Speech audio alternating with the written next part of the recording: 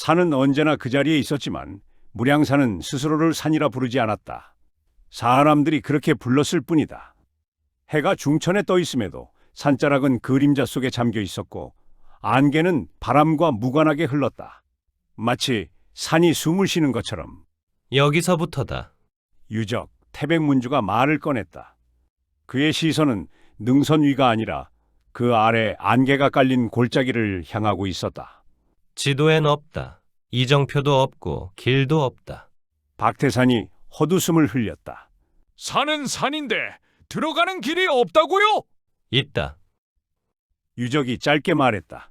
다만 산이 허락한 자만 지나갈 수 있을 뿐. 자경은 말없이 걷고 있었다. 겉보기엔 내상이 깊어 조금만 흔들려도 쓰러질 것 같았지만 그녀의 숨결은 이상할 만큼 일정했다. 그 미세한 변화를 강민을 제외하고는 아무도 눈치채지 못했다. 그는 자경의 몸에 아주 미세한 떨림이 전해지는 것을 느꼈다. 흐르고 있다. 내상이 악화되는 흐름이 아니라 정리되는 흐름. 그러나 강민은 그 생각을 스스로 부정했다. 확신할 수 없다. 그는 아직 자신이 무엇을 했는지조차 정확히 알지 못했다. 강민, 유적이 불렀다. 이 산에 들어가면 내가 아는 상식은 통하지 않는다. 알고 있습니다. 아니, 유적의 눈이 잠시 강민을 향했다. 내 상식 말이다. 잠깐의 침묵. 강민은 고개를 끄덕였다. 그렇다면 더 조심하겠습니다. 유적은 그 대답이 마음에 들지 않았다. 하지만 이유를 설명할 수는 없었다. 무량산 입구. 분명 산자락인데 발을 들이밀자 온도가 달라졌다. 바람이 멎고 소리가 사라졌다. 숨소리조차 안개 속으로 흡수되듯 옅어졌다. 박태산이 낮게 중얼거렸다. 사람 사는 곳이 아니군. 산의 입구는 생각보다 평범했다. 절벽도 괴석도 없었다. 그저 오래된 숲길 하나. 바람은 불었고 나뭇잎은 흔들렸으며 짐승의 발자국도 있었다. 여기가 무량산? 박태산이 중얼거렸다. 산에 들어온 지 얼마나 지났는지 알 수 없었다. 해는 분명 머리 위에 떠 있었으나 그 위치가 조금도 변하지 않았다. 이상하지 않습니까? 박태산이 마침내 입을 열었다. 분명 능선을 하나 넘었는데 아까 보던 바위가 또 나옵니다. 그가 가리킨 곳에는 사람 허리 높이의 바위 하나가 있었다. 깨진 모서리, 표면에 남은 검은. 자경이 고개를 들었다. 저 바위 아까 쉬었던 곳이야. 순간 모두가 굳었다. 유적은 아무 말 없이 발 아래의 흙을 한번 밟았다. 그리고 아주 미세하게 눈살을 찌푸렸다. 몇 걸음 더 들어섰을 뿐인데 뒤를 돌아본 박태산이 멈춰섰다. 이상합니다. 그가 가리킨 쪽에는 분명 방금 지나온 숲길이 있어야 했다. 그러나 나무의 배열이 달랐다. 바위의 위치도 뿌리의 방향도 마치 비슷한 숲을 하나 더 겹쳐놓은 것처럼. 자경이 숨을 고르며 말했다. 우리가 방향을 틀었나? 유적이 낮게 말했다. 아니, 그는 주변을 천천히 둘러보았다. 나뭇가지의 그림자, 이끼의 방향, 바람이 빠져나가는 틈, 그리고 발밑의 땅, 채. 짧고 거친 소리. 유적의 얼굴이 굳었다. 김은 오행진이군. 그 말에 박태산의 눈이 커졌다. 예? 설마 이 산 전체가? 유적은 검집 끝으로 땅을 툭 쳤다. 오행을 뼈대로 깔고 방위를 뒤틀어 놓은 진이다. 그는 고개를 들었다. 이건 이 산 자체를 진으로 쓴 수법이다. 그들은 다시 움직였다. 이번엔 유적이 앞에 섰다. 그런데 한 시진쯤 지났을까? 이 바위. 박태산이 멈춰섰다. 그 바위는 조금 전에도 지나쳤던 것이었다. 표면에 금간 자국, 그 옆에 자란 작은 들꽃까지. 빙빙 도는 겁니까? 유적이 고개를 저었다. 도는 게 아니다. 그는 바위를 한 번 더 살폈다. 같은 곳을 지나고 있는 것도 아니다. 자경이 힘겹게 물었다. 그럼? 유적의 목소리가 낮아졌다. 산이 우리를 기준으로 재배열되고 있다. 그 말이 떨어지자 숲이 아주 미세하게 울렸다. 느낀 건 강민뿐이었다. 반응한다. 움직임이 아니라 의식에. 그때 박태산이 이를 악물었다. 이딴 요사한 술법. 순간적으로 대풍수의 장력이 아름드리 나무에 장렬했다. 바람이 일었다. 나뭇잎이 흩어지고 앞에 수풀이 강제로 갈라졌다. 그리고 멈춰. 유적의 외침과 동시에 산이 반응했다. 땅이 울렸다. 바람의 방향이 뒤집혔다. 갈라졌던 길은 사라지고 대신 낯선 내리막이 열렸다. 자경의 얼굴이 창백해졌다. 숨이 한 박자 늦어졌다. 강민이 즉시 그녀의 팔을 잡았다. 그저 흐름을 가라앉히는 손길. 산의 울림이 조금 가라앉았다. 유적이 박태산을 노려봤다. 경거망동 마시오. 그리고 모두 내공을 쓰지 마라. 이 산에서는 힘을 쓰는 놈부터 잡아먹힌다. 박태산이 황급히 고개를 숙였다. 미안합니다. 강민은 말없이 주변을 보았다. 아니, 보지 않았다. 그는 느끼고 있었다. 이 산에는 길이 없었다. 대신 통과하는 자, 밀어내는 자, 되돌려보내는 자를 나누는 의지가 있었다. 그리고 그 의지는 살기에도, 내공에도, 무력에도 반응하지 않았다. 오직 왜 여기까지 왔는가에만 강민은 한 발을 옮겼다. 본능적으로 조금 전과는 다른 쪽으로. 유적의 눈이 번쩍였다. 그쪽은 길이 아니다. 강민이 말했다. 하지만 막히지 않은 쪽입니다. 그들이 그 방향으로 들어서자 숲은 아무 반응도 보이지 않았다. 마치 지금에서야 사람 하나를 통과시켜도 된다는 듯이 유적은 강민의 등을 보며 아주 낮게 중얼거렸다. 이 녀석, 길을 찾는 게 아니라 길이 되는 쪽을 고르고 있다. 산은 여전히 침묵하고 있었다. 그러나 분명히 그들을 지켜보고 있었다. 그때였다. 안개 너머에서 누군가의 기침 소리가 들려왔다. 콜록, 이런. 요즘 젊은 것들은 산에 들어올 줄만 알지 나갈 줄은 모른다니까. 일행이 동시에 몸을 굳혔다. 안개 속에서 구부정한 노인의 그림자가 나타났다. 허리는 활처럼 굽었고 손엔 낡은 지팡이를 짚고 있었다.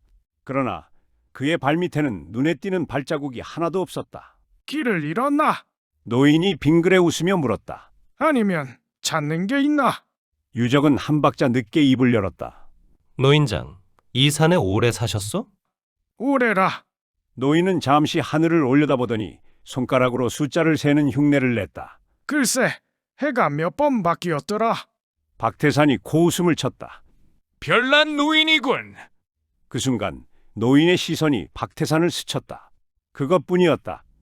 하지만 박태산은 이유 없이 숨이 막힌 듯 가슴을 움켜쥐었다.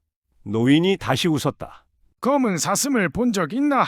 일행의 공기가 단번에 바뀌었다. 이맘때쯤이면 꼭 내려오곤 했는데 말이야. 노인의 시선이 산 정상 쪽을 향했다. 그 녀석이 있어야 약초를 찾을 수 있는데. 유적의 눈이 가늘어졌다. 어떤 약초요? 노인은 천천히 고개를 돌려 유적을 바라봤다.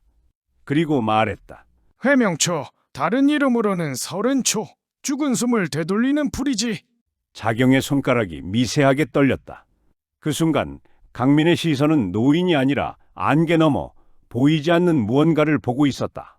산 정상도 아니고 사람도 아닌 이 산이 숨기고 있는 흐름 자체를, 그리고 본능처럼 깨달았다. 이 노인 찾고 있던 사람이다. 백목. 유적이 혼잣말로 말했다. 눈치 빠른 놈이 있구먼. 백묵노인은 서서히 허리를 펴며 말을 이었다. 이 산엔 길이 없다. 있다면 그건 내가 허락한 길뿐이야. 박태산이 날카롭게 말했다. 노인장, 이게 무슨 짓이오? 무슨 짓이긴. 백묵은 아무렇지 않게 말했다. 살 사람과 죽을 사람을 가르는 짓이지. 그는 발로 땅을 한번 툭 찼다. 그 순간 주변의 풍경이 미세하게 어긋났다. 나무의 위치, 바위의 그림자, 심지어 안개의 밀도까지 모든 것이 한 박자씩 어긋나 있었다. 자경이 이를 악물었다. 그래서 사람들이 나가질 못하지. 백묵이 담담히 받았다. 돌아다니다가 제 발로 진 중심에 들어가서 말라 죽거나 미쳐서 떨어지거나. 그는 웃었다. 산이 사람을 죽이는 게 아니야. 사람이 자기 욕심에 죽는 거지. 강민은 노인을 똑바로 바라보았다. 그럼 우린 왜 살려두셨습니까? 백묵의 눈썹이 미세하게 올라갔다. 질문이 재밌군. 그는 강민을 처음부터 다시 훑어보았다. 너 내공을 쓰지 않았지. 강민은 부정하지 않았다.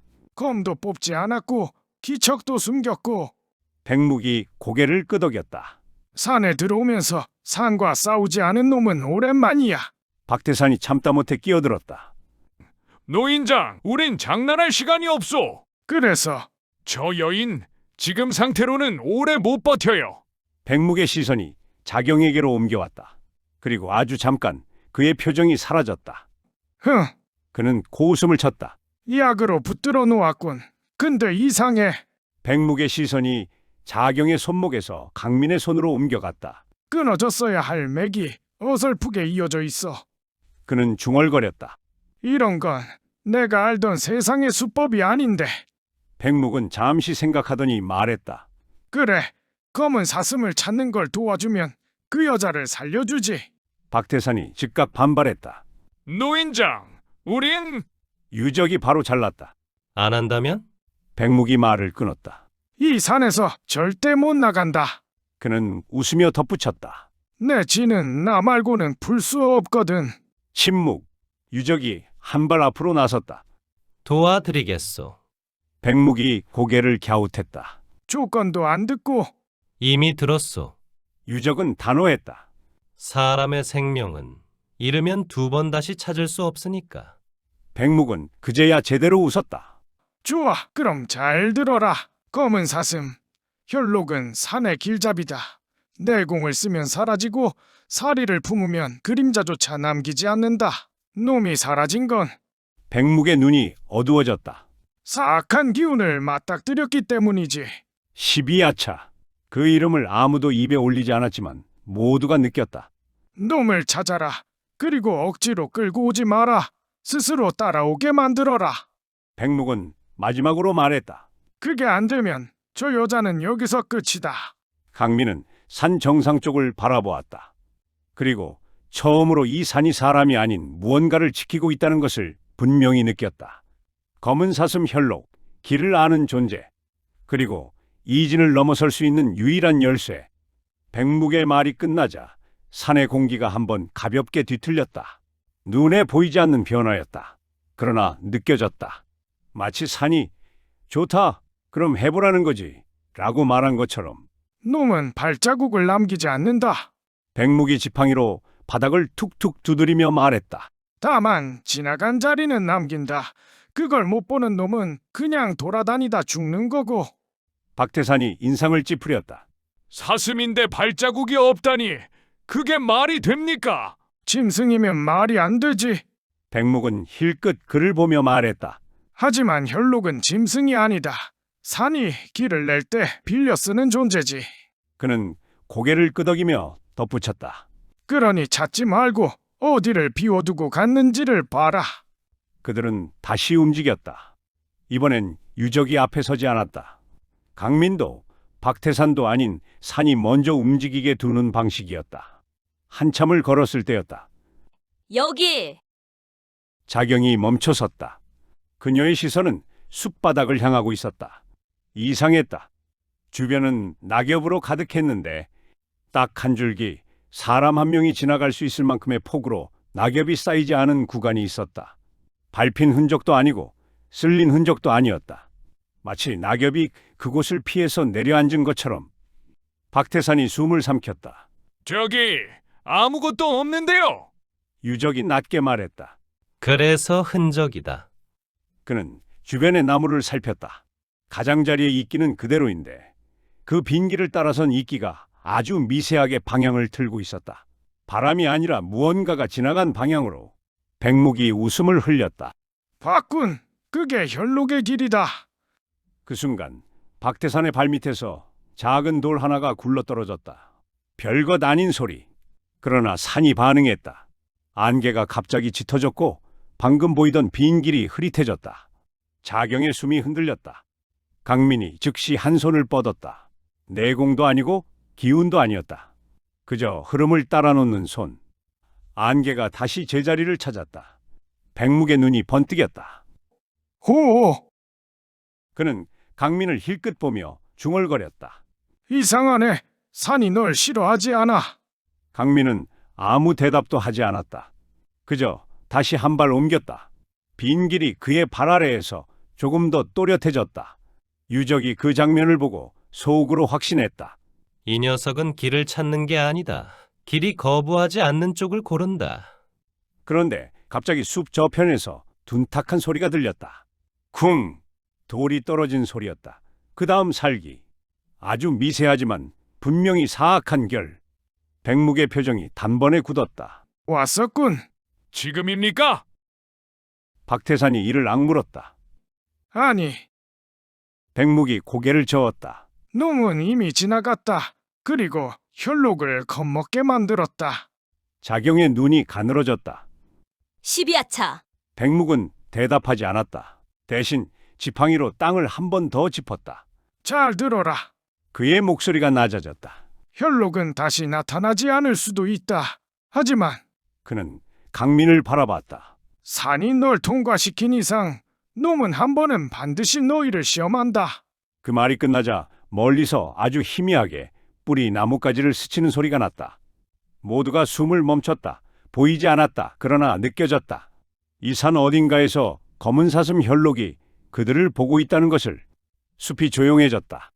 바람도 벌레도 아무 소리도 나지 않았다. 그 고요 속에서 서영이 천천히 고개를 들었다.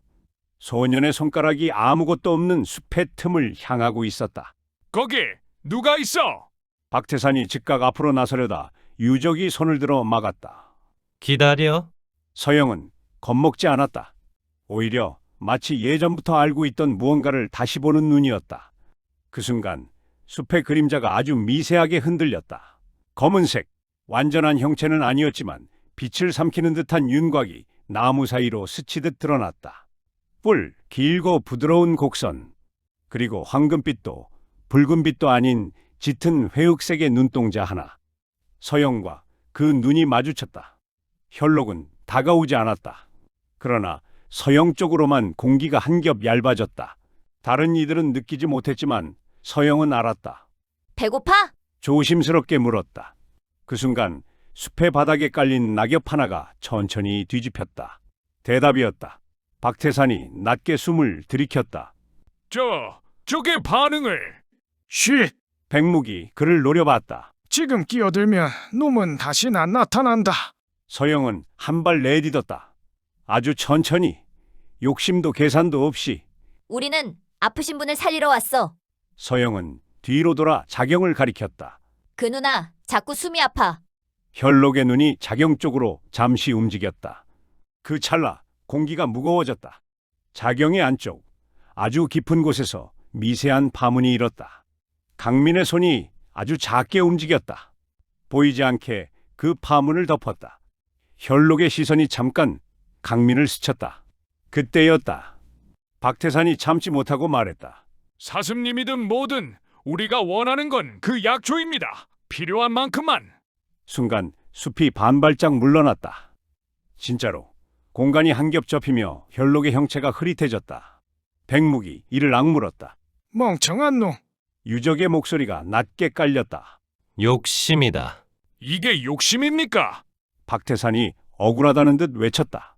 사람을 살리자는데 그래서. 유적이 말을 끊었다. 자네가 말한 건 사람이 아니라 약초다. 혈록의 눈이 박태산을 보았다. 그 눈에는 경계도 분노도 아닌 측정이 담겨 있었다. 그 순간 박태산의 발밑에서 낙엽이 꺼졌다. 아주 얕은 구덩이. 하지만 한 발 더 갔으면 벼랑이었다. 경고였다. 서영이 그 장면을 보고 입술을 꾹 깨물었다. 그리고 아무도 예상 못한 행동을 했다. 자신이 들고 있던 작은 마른 떡 한 조각을 꺼내 조심히 바닥에 내려놓았다. 이거 맛은 없어. 근데 나한테 하나뿐이야. 그 말에 혈록의 불끝이 아주 미세하게 낮아졌다. 바람이 다시 불었다. 낙엽이 움직였고 이번엔 빈 길이 아니라 선명한 길이 열렸다. 백묵의 목소리가 거의 감탄에 가까웠다. 통과다. 혈록은 끝내 모습을 드러내지 않았다. 대신 숲 저편에서 낮고 깊은 울음소리 하나, 그리고 그 울음이 닿은 자리에서 바위 틈에 가려져 있던 은빛 줄기의 약초가 스스로 모습을 드러냈다. 백묵이 중얼거렸다. 30초. 이제야 산이 허락했군. 그는 천천히 웃었다. 사슴은 떠났다.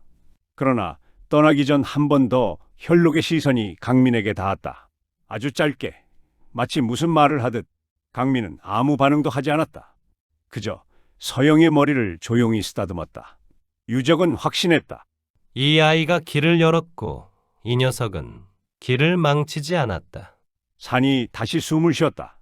숲을 벗어나자 바람의 결이 달라졌다. 산의 숨결이 한 겹 벗겨진 자리. 그 안쪽 바위와 뿌리가 서로를 떠받치듯 엮인 곳에 작은 초가 한 채가 있었다. 낮았다. 허술해 보일 정도로. 그러나 그 집 앞에 서는 순간 유적은 본능적으로 한 발 멈췄다. 여기군. 박태사는 초가를 훑어보며 인상을 찌푸렸다. 이런 데서 사람을 치료한다고? 백묵은 대답하지 않았다. 문을 열고 들어가며 그저 한마디 던졌다. 조용히. 초가 안은 놀랄 만큼 정돈돼 있었다. 약초는 말려 걸려 있었고 돌로 다듬은 약절구와 이름 모를 문양이 새겨진 목침 하나. 자경은 안쪽에 눕혀졌다. 호흡은 안정돼 있었지만 그 안정은 여전히 버티는 상태였다. 박태산이 한 걸음 앞으로 나섰다. 노인장, 이제 약초도 구했으니 앉아. 백묵의 말은 짧았다. 박태산은 반박하려다 유적의 눈빛에 입을 다물었다. 그때 백묵의 시선이 자경이 아니라 문가에 서 있던 서영에게로 옮겨갔다. 아이의 오른쪽 다리. 미세하게, 그러나 분명히 체중을 피하고 있었다. 이리 와. 서영은 고개를 들고 천천히 다가왔다. 박태산이 당황해 말했다. 아니, 노인장, 지금은 자경이 지금 이 아이를 보지 않으면 이 아이는 열흘 안에 걷지 못하게 된다. 백묵이 고개도 돌리지 않고 말했다. 공기가 무겁게 가라앉았다. 백묵은 서영의 바지단을 걷었다. 멍도 상처도 없었다.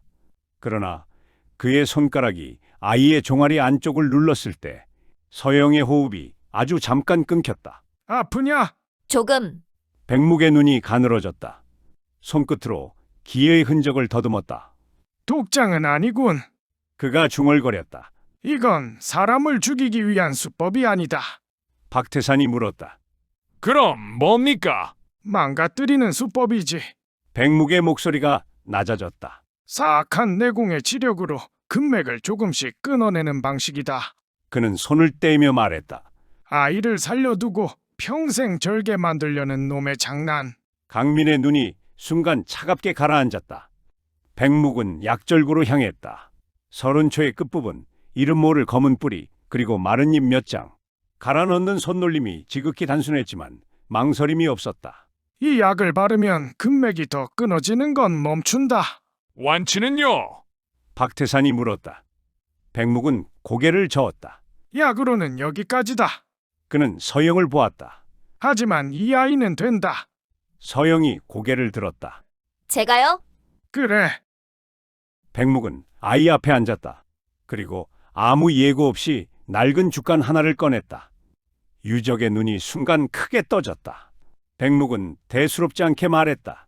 외우지 마라. 느껴라. 그는 서영의 배 위에 손을 가볍게 얹었다. 숨을 들이쉴 때 아랫배가 먼저 움직인다.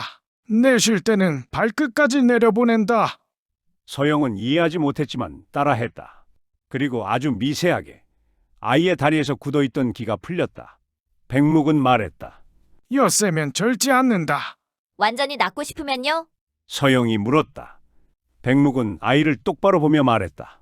이걸 익혀라. 누가 시키지 않아도 매일. 그러면 이 상처는 네 힘이 된다. 박태사는 다그쳤다. 그럼 자경은 언제? 조급하면 사람은 죽는다. 백묵이 말했다. 아이를 먼저 본 이유를 아직도 모르겠나? 그는 자경 쪽을 한번 바라봤다. 저 여자는 지금 죽지 않는다. 하지만 이 아이는 지금 고치지 않으면 다시는 돌아오지 않는다. 초가 안에 침묵이 내려앉았다. 강민은 아무 말도 하지 않았다. 그는 이미 알았다.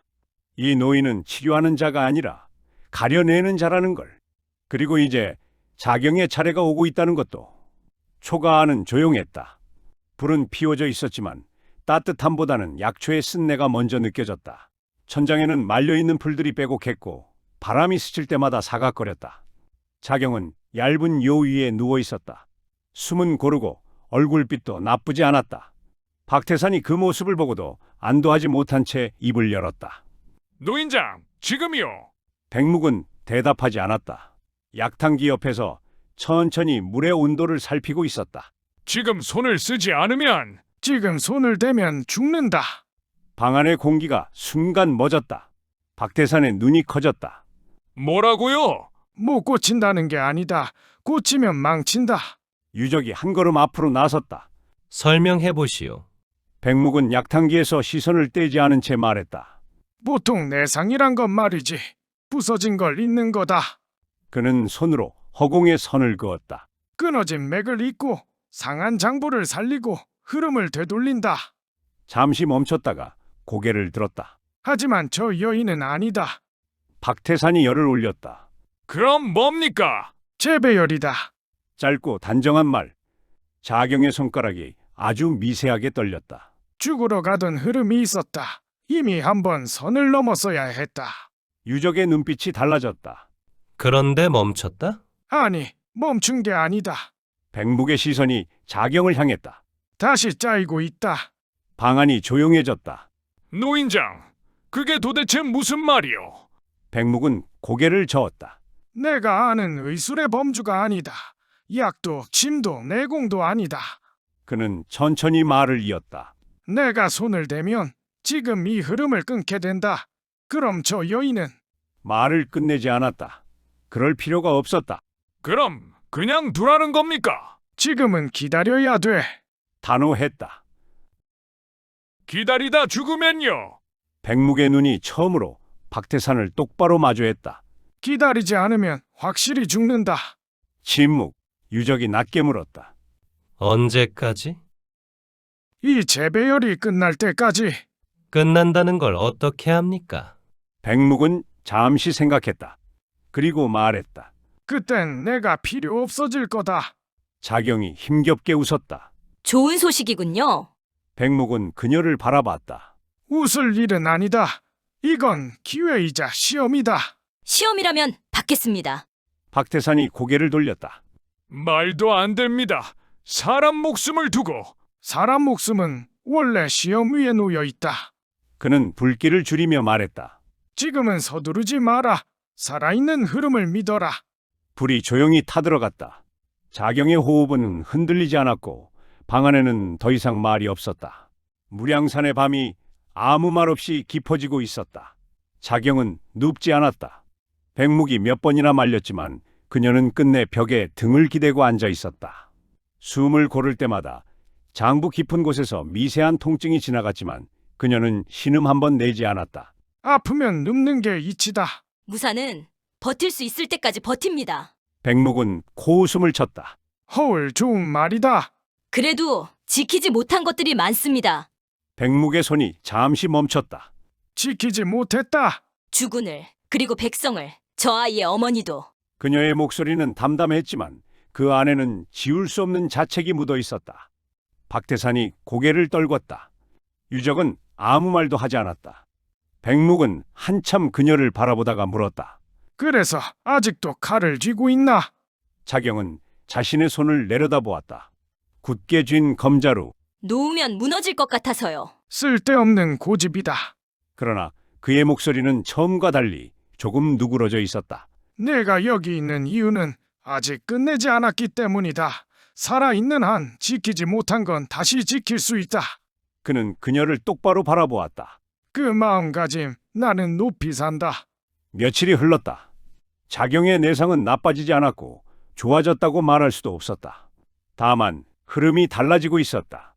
백묵은 그동안 자경보다 서영에게 더 많은 시간을 썼다. 아이의 다리는 여전히 절뚝거렸지만 금맥이 더 끊어지지는 않았다. 백묵은 서영의 다리에 약을 바르며 중얼거렸다. 정은 길을 낳고 기는 신에 이른다. 백묵은 죽간을 반쯤만 펼쳐 서영 앞에 내려놓았다. 기를 다루려면 우선 내 몸부터 잘 알아야 한다. 여기가 기가 흐르는 큰 길이다. 서영은 고개를 끄덕이고 백묵이 짚어준 선 하나만을 눈으로 따라갔다. 숨을 들이마실 때 이 선이 내 안으로 들어온다고 생각해라. 아이의 호흡이 가늘게 그러나 끊기지 않고 이어졌다. 유적은 죽간의 배열을 보고 미세하게 눈을 좁혔다. 중원정파의 방식과는 좀 다르게 보입니다만 백묵은 대답하지 않고 죽간을 덮었다. 현문 계열, 아니 정확히 말하면 말끝을 흐렸다. 백묵이 고개를 들어 그를 바라봤다. 이름을 아는 게 중요한가? 아닙니다. 다만 이 정도 요체를 아이에게 바로 전하는 건 그래, 그래서 나도 이 아이에게만 준다. 그는 서영을 힐끗 보며 말했다. 이건 무공이 아니다. 사람을 살리는 법이다. 유적의 시선이 죽간에서 서영의 다리로 옮겨갔다. 근맥을 억지로 잇지 않고 정기를 먼저 바로 세운다. 이건 현문정기의 방식과 닮았습니다. 백묵은 그 말에 바로 답하지 않았다. 불씨를 한 번 더 젓고서야 천천히 입을 열었다. 닮은 게 아니다. 유적이 숨을 멈췄다. 그 뿌리다. 짧은 한마디. 유적은 더 묻지 않았다. 하지만 머릿속에서 뭔가가 맞물리기 시작했다. 백묵은 다시 서영에게 시선을 돌렸다. 사흘이다. 이 숨을 잊지 마라. 서영은 이를 악물고 고개를 끄덕였다. 불빛이 아이의 얼굴을 비췄다. 아직 약했지만 분명히 바른 기운이었다. 백묵이 말한 사흘째 되는 날 새벽이었다. 무량산의 안개가 가장 낮게 깔리는 시각. 초가집 밖에서 규칙적인 바람 소리가 들려왔다. 거미 허공을 가르는 소리였다. 유적이 가장 먼저 눈을 떴다. 잠결에도 느껴질 만큼 공기의 결이 달라져 있었다. 밖으로 나섰을 때 그는 잠시 발걸음을 멈췄다. 자경이었다. 머리는 단정히 묶었고 허리는 곧았다. 전날까지의 창백함은 찾아볼 수 없었다. 검은 빠르지도 느리지도 않았다. 그러나 한 동작 한 동작이 끊기지 않고 이어지고 있었다. 호흡이 먼저 움직이고 검은 그 뒤를 따르는 형태. 마지막 일검이 멈추자 그녀는 조용히 숨을 고르며 자세를 풀었다. 그 순간 몸 안쪽에서 뭔가가 차오르는 듯한 기운이 스쳤다. 이건 자경은 스스로도 놀란 듯 손바닥을 잠시 내려다보았다. 전에는 느껴본 적 없는 감각. 힘이라기보다는 정돈됨에 가까운 느낌. 정신은 맑았고 몸은 가벼웠다. 통증은 없었다. 일어났군. 등 뒤에서 백묵의 목소리가 들렸다. 그는 언제부터 거기 있었는지 알 수 없었다. 평소와 다름없는 구부정한 자세였지만 눈은 유난히 또렷했다. 자경이 곧바로 허리를 숙였다. 덕분입니다. 백묵은 고개를 저었다. 아니다. 내가 한 건 건드리지 않은 것뿐이다. 그는 자경의 호흡을 한 번, 두 번 더 살폈다. 이제 끝났어. 재배열이 자경의 눈이 커졌다. 완전히? 완전히 부서진 걸 잊는 게 아니라 새로 짜인 거다. 백묵은 덧붙였다. 다시는 예전의 몸으로 돌아가지 않는다. 더 나빠지지도 더 약해지지도 않아. 잠시의 침묵. 자경은 고개를 들고 다시 검을 쥐었다. 그럼 다시 싸울 수 있겠군요. 싸울 수 있다기보다 백묵은 낮게 웃었다. 이제는 스스로를 망치지 않을 거다. 그 말에 자경은 아무 대답도 하지 않았다. 다만 검을 쥔 손에 힘을 주었다. 그때였다. 누나! 서영의 목소리였다. 아이는 초가집 문을 박차고 나와 그대로 달려왔다. 절뚝임은 없었다. 정확히 아무 문제 없는 걸음. 박태산이 눈을 부릅떴다. 안 절어? 서영은 멈춰서서 다리를 몇 번 굴러보였다. 예, 하나도 안 아파요. 백묵이 느릿하게 말했다. 사흘이라 했지. 약은 제 역할을 했고 숨은 내가 지킨 거다. 서영은 어깨를 으쓱했다. 그냥 말씀해주신 대로 숨 쉬었어요. 유적이 그 장면을 가만히 보고 있었다. 아이의 기색은 여전히 약했다. 하지만 중심이 있었다. 신법을 배운 게 아니라 몸을 바로 쓴 거다. 그는 속으로 그렇게 판단했다. 잠시 후 모두가 초가 앞에 모였다. 박태산이 먼저 입을 열었다. 이제 움직일 수 있겠지요. 자경이 고개를 끄덕였다. 네, 빼앗긴 물건부터 찾겠습니다. 유적이 말을 이었다. 12야차가 움직였던 흔적을 따라가야 한다. 이 산을 벗어나기 전에 방향을 잡는 것이 좋을 거야. 백묵은 그들의 대화를 말없이 듣고 있다가 말했다. 산은 더 이상 막지 않는다. 하지만 보호도 끝이다. 그는 서영을 한번 보았다. 아이를 데리고 갈 거면 내가 앞에 서라. 유적이 조용히 답했다. 그럴 생각입니다. 백묵은 고개를 끄덕였다. 그래, 다음에 또 볼 수 있을지는 모르겠지만 빨리들 사라지게. 더 이상 귀찮게 하지 말고 그는 잠시 말을 멈췄다. 인연이 닿으면 또 만나겠지. 자경이 정중히 예를 갖췄다. 잊지 않겠습니다. 서영도 따라 허리를 숙였다. 고맙습니다. 백묵은 손을 내저었다. 가라. 산은 오래 붙잡아 두는 곳이 아니다. 그들은 다시 숲길로 들어섰다. 이번에는 길이 있었다. 안개는 물러났고 바람은 정상적으로 불었다. 무량산은 아무 말도 하지 않았다. 다만 한 번, 아주 한 번, 숲 깊은 곳에서 낮고 긴 울음소리가 들린 듯했다. 사슴의 것인지 산의 것인지는 알 수 없었다. 강민은 뒤돌아보지 않았다. 그럴 필요가 없다는 걸 알고 있었다. 무량산은 여전히 그 자리에 있었지만 그들은 이미 통과한 뒤였다. 그리고 이제 되찾아야 할 것들이 기다리고 있었다.